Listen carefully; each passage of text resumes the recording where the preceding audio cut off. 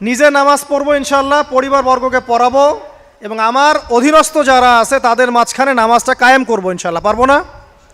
যদি আপনার সন্তান খুব আদরের কলিজার টুকরা হয়, নামাজ কালাম না পড়ে, ওকে মহব্বত করবেন? ছোটবেলা থেকে নামাজের ট্রেনিং দিবেন।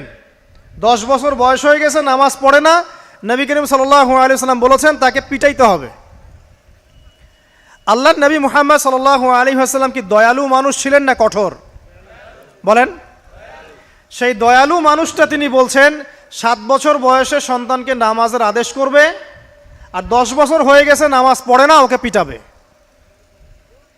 নবী করিম সাল্লাল্লাহু আলাইহি ওয়াসাল্লাম কি এখানে কঠোর হয়ে গেলেন? কেন এত তাকিদটা কেন? কারণ আল্লাহর নবী সাল্লাল্লাহু আলাইহি ওয়াসাল্লাম বলেছেন, মান তারাকা সালাতা মুতাআম্মিদান ফাকাদ কাফার। কেউ যদি ইচ্ছাকৃতভাবে নামাজটা ছেড়ে দেয় বা নামাজ অস্বীকার করে, সে ব্যক্তি কুফরি করলো। কি করলো? কুফরি করলে কেউ মুমিন থাকে? আচ্ছা, এখন দেখেন পরিস্থিতি, দেখেন মুসলিমদের মধ্য থেকে ব্যক্তি জীবন থেকে নামাজ কিন্তু চলে যাচ্ছে। বেশিরভাগ মানুষ নামাজ পড়ছে না। অতএব প্রথম মেহনত হওয়া কিসের উচিত? একটা হাদিস মনে রাখবেন, যে ব্যক্তি 1 ওয়াক্ত নামাজ ইচ্ছা করে ছেড়ে দিল, নামাজ পড়বো না, আমার পড়লেও হয় না পড়লেও হয়, ফাকাদ কাফারা, সে ব্যক্তি কুফরি করলো। আর কুফর শিরকের মধ্যে পার্থক্য নামাজ। আর পাক্কা নামাজি কারা এটা জানার জন্য আমাদের 2টা সময়ের দিকে খেয়াল রাখতে হবে। কয়টা সময় ভাই? এক ফজর, আরেকটা হচ্ছে এশা। এই 2 ওয়াক্তে দেখবেন মসজিদে কারা কারা আসে, তারাই হচ্ছে আল্লাহর জমিনের সবচেয়ে শ্রেষ্ঠ মানুষ। যারা ফজর আর এশার নামাজ জামাতে আদায় করে, এরা নিঃসন্দেহে মুনাফিক না, আলহামদুলিল্লাহ। কারণ আল্লাহর নবী বলেছেন, বলেন সাল্লাল্লাহু আলাইহি ওয়াসাল্লাম, মুনাফিকদের উপরে সবচেয়ে ভারী নামাজ হচ্ছে 2টা। কয়টা? এক হচ্ছে ফজর, আর একটা কি? এশা। তো 5 ওয়াক্ত নামাজ গুরুত্ব দিব, সবচেয়ে বেশি গুরুত্ব দিবেন কিসে? ফজর এবং এশা। এই ফরজ নামাজ যখন আপনি ঠিকঠাক পড়বেন, এখন মুসলমানের খাতায় নাম আছে, নামাজ ঠিকঠাক নাই, মুসলমানের খাতায় নাম নাই তো। আর কিয়ামতের মাঠে সবার আগে কিসের হিসাব হবে ভাই? নামাজে। যার নামাজ ঠিকঠাক থাকবে তার বাকি হিসাব ওকে, কোনো সমস্যা নাই। আর যার নামাজ ঠিকঠাক নাই তার বাকি হিসাব ধরা খাবে, হবে না? একজন ব্যক্তি মনে করেন অনেক দান সৎকার করেছে, হজ উমরা করেছে, ইত্যাদি ইত্যাদি, নামাজ নাই, কি হবে? ধরা খাবে না? আল্লাহ পাক আমাদের সবাইকে, আমাকে, আপনাদের সবাইকে 5 ওয়াক্ত নামাজি হওয়ার তৌফিক দান করুন, আমিন।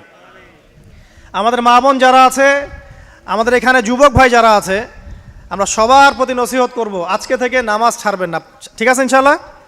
আল্লাহ পাক তৌফিক এনায়েত করুন, আমিন। এরপরে আসেন, দেখেন ব্যক্তি জীবন থেকে হালাল রিজিকটা উঠে যাচ্ছে, খেয়াল করেন নাই? এখন মানুষ রিজিকের ক্ষেত্রে হালাল হারামের পরোয়া করে? পরোয়া করে না। যেই দিক থেকে টাকা আসুক, হারাম হোক আর হালাল হোক, এখানে সুদ থাক আর ঘুষ থাক আর জেনা থাক আর আপনার দুর্নীতি থাক, কি থাক, মানুষ চিন্তা করে যে পেটটা বাঁচলেই বাপের নাম, তাই না? যেভাবে হোক রিজিক আসলেই হইল। মানুষের সম্পদ আত্মসাৎ করতে বুক কাঁপে না, খেয়াল করে দেখবেন, সুদ খাইতে বুক কাঁপে না, ঘুষ নিতে বুক কাঁপে না, অন্যের সম্পদ লুটে পুটে খাইতে, ছিনতাই করতে, চুরি করতে বুক কাঁপে না। তাহলে আমরা এখন হালাল হারামের কোনো মূলনীতি মেনে চলি? আল্লাহ পাক আমাদেরকে বোঝার তৌফিক দান করুন যে হারাম রিজিক যদি আপনার আমল নামায় থাকে, রিজিকটা আপনার পেটে যায়, সেই রিজিক দিয়ে ইবাদত কবুল হবে না, এর উপর কোনো কথা নাই। যতই ঘুরায় ফিরায় ব্যাখ্যা করা হোক না কেন, রিজিক যদি হারাম হয় ইবাদত কবুল হচ্ছে না। দোয়া কবুল হবে? নামাজ কবুল হবে?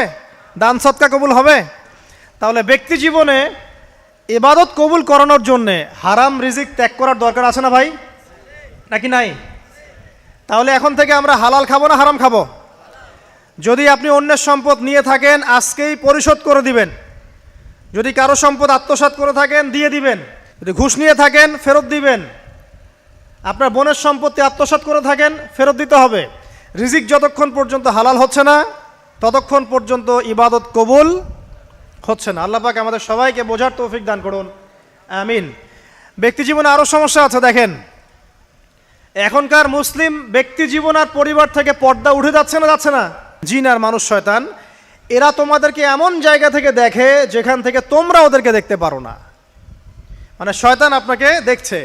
অতএব আদম সন্তানকে আল্লাহ পাক বলছেন, দেখো তোমাদের বাপ মাকে শয়তান কিন্তু জান্নাতে নগ্ন করে দিয়েছিল, দুনিয়াতে তোমরা যাচ্ছ যাও, এখানে খেয়াল রেখো শয়তান যেন তোমাদেরকে ফিতনায় ফেলতে না পারে। তাহলে এখন আপনিই বলেন, দুনিয়াতে যে বা যারাই আমাদের কাপড় খুলে ফেলার সংস্কৃতি চালু করছে, এরা কার এজেন্ট বলেন? আর এটা কি নতুন কথা? নবী সাল্লাল্লাহু আলাইহি ওয়াসাল্লাম বলেছেন, শেষ জামানায় ছেলেরা মেয়েদের পোশাক পরবে আর মেয়েরা ছেলেদের পোশাক পরবে। হাদিসটা বানিয়ে বললাম? দেখেন, শেষ জামানায় মেয়েরা ছেলেদের পোশাক পরবে আর ছেলেরা মেয়েদের পোশাক পরবে। নবীজি আরও বলেছেন, শেষ জামানায় এমন এক শ্রেণীর মেয়ে আসবে, লা মারাহুমা, আমি ওদেরকে দেখি নাই, নিসাউন কাসিয়াতুন আরিয়া, এমন সব মহিলা যারা কাপড় পরবে কিন্তু নগ্ন থাকবে। ব্যাখ্যা করতে হবে? ব্যাখ্যা করার দরকার আছে? মানুষ কাপড় পরেও কেমন করে নগ্ন থাকতে পারে ব্যাখ্যা করতে হবে। মুমিলাতুন মাইলাত, এরা নিজেরাও অন্যকে আকৃষ্ট করবে, নিজেরাও অন্যের দিকে আকৃষ্ট হবে, ব্যাখ্যা করতে হবে। আল্লাহর রাসূল সাল্লাল্লাহু আলাইহি ওয়াসাল্লাম একটা মূলনীতি দিয়েছেন, আপনি পুরুষ হলে আপনার সতর হবে নাভির উপর থেকে হাঁটুর নিচ পর্যন্ত, ঠিক আছে? এই সতর ঢেকে রাখা আপনার জন্য সবসময় ফরজ। এখন এর উপরে আপনি তাকওয়ার পোশাক পরবেন, ঢিলেঢালা পোশাক পরবেন, লম্বা চওড়া পোশাক পরবেন, যে পোশাক পরলে আপনি শালীনতা আপনার বজায় থাকে, এটা আপনি পুরুষ হিসেবে। এরপর আপনি টুপি, পাগড়ি, জুব্বা, দাড়ি সব রাখবেন, ইসলামিক সুন্নাহ। আর যদি আপনি মেয়ে হয়ে থাকেন, আমার বোন হন, আমার মা হন, আমার খালা, মামি, চাচি যেই হন, আপনাদের জন্য নবী সাল্লাল্লাহু আলাইহি ওয়াসাল্লাম বলেছেন 4টা মূলনীতি ফলো করতে হবে। কয়টা মূলনীতি? 4টা, খুব সংক্ষেপে বলছি। 1, আপনার পোশাক এত আঁটোসাঁটো হবে না যাতে আপনার গায়ের কাঠামো বোঝা যায়। দেখাচ্ছি, এই যে আমার হাত কত মোটা কি দেখা যায়? বোঝা যাচ্ছে আমার হাত কত মোটা, আমার মাসেল কত মোটা, বোঝা যাচ্ছে? যদি আমি এরকম পোশাকটা পরতাম, বোঝা যায়? এটা নিষেধ। এটা আপনাকে নবী সাল্লাল্লাহু আলাইহি ওয়াসাল্লাম নিষেধ করেছেন, এরকম আঁটোসাঁটো পোশাক পরবে না। কাকে বলেছেন? আমাদের মাদেরকে, আমাদের বোনদেরকে, আমাদের মেয়েদেরকে। এটা তাদের প্রতি তো যেমন ফরজ, অবশ্যই আমাদের প্রতিও তো। আমরাও কি এত আঁটোসাঁটো পরবো না। 2, নবীজি বলেছেন এমন পোশাক পরবে না যেই পোশাক পরলে বাহির থেকে ভিতরের অঙ্গ দেখা যায়। আমার এই কাপড় দিয়ে কি ভিতরের গায়ের স্কিন দেখা যাচ্ছে? যদি এটা পাতলা হতো দেখা যেত না? তাহলে ঢিলে ঢালাও যদি পোশাক হয় কিন্তু পাতলা হয় যে ভিতরটা দেখা যায়, এটাও হারাম, পরা যাবে না মেয়েদের। বোরখাও যদি হয় একদম ঢিলে ঢালা বোরখা কিন্তু ভিতরের অঙ্গ দেখা যাচ্ছে, পরা যাবে? তাহলে এটা নবী সাল্লাল্লাহু আলাইহি ওয়াসাল্লামের দ্বিতীয় মূলনীতি দেয়া। 3 নাম্বার হচ্ছে, কোনো পুরুষ কোনো মহিলার পোশাক পরতে পারবে না, কোনো মহিলা কোনো পুরুষের পোশাক পরতে পারবে না। আপনি কি ম্যাক্সি পরে ঘুরবেন? আপনার রুচি কুলাবে?